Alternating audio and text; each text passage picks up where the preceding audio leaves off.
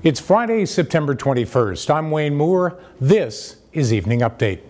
At the top of the news, two Naramata families have filed suit against a development for damage to their property caused by water runoff over the past 2 years. Plaintiff Lyle Armour has been raising alarm bells since a 10-year-old retaining wall on the back of his property first collapsed in the spring of last year. At the time, he was told the flooding was a once-in-a-lifetime event, but the water returned again this year, knocking down his retaining wall and flooding his property. A school bus involved in a collision on Chute Lake Road Friday morning had just dropped off a group of students at Anne McClimate Elementary, and it was empty. The driver of the bus, Christine Ryman, says she was on her way to pick up a load of high school kids when the female driver of an SUV decided at the last moment to pull a U-turn in front of her bus. Prominent Vernon resident Dave Hesketh has passed away. He spent his final days in hospice care after being diagnosed with terminal cancer. Despite the diagnosis, Hesketh announced his intention to run for city council.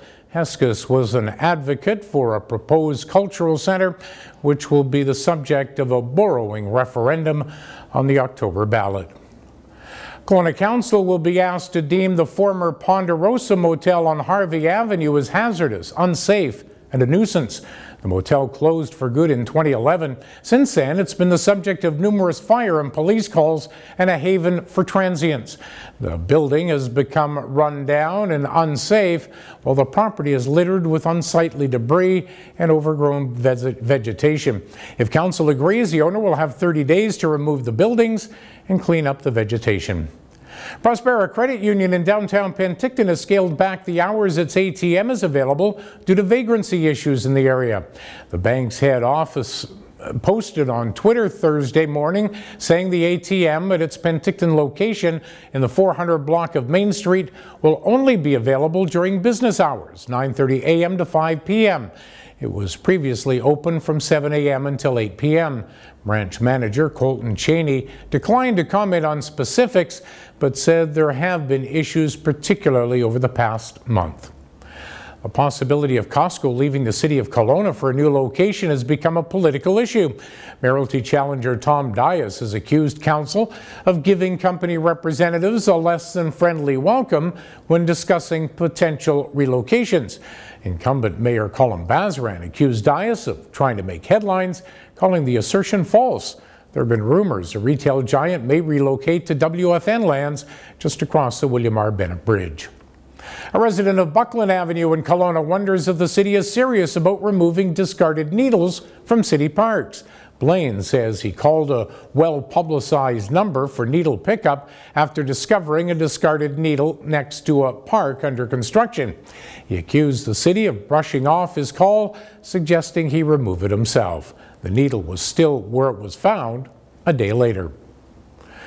With the legalization of cannabis just weeks away in Canada, a Vernon-based company says there are plenty of opportunities on the business side of the industry.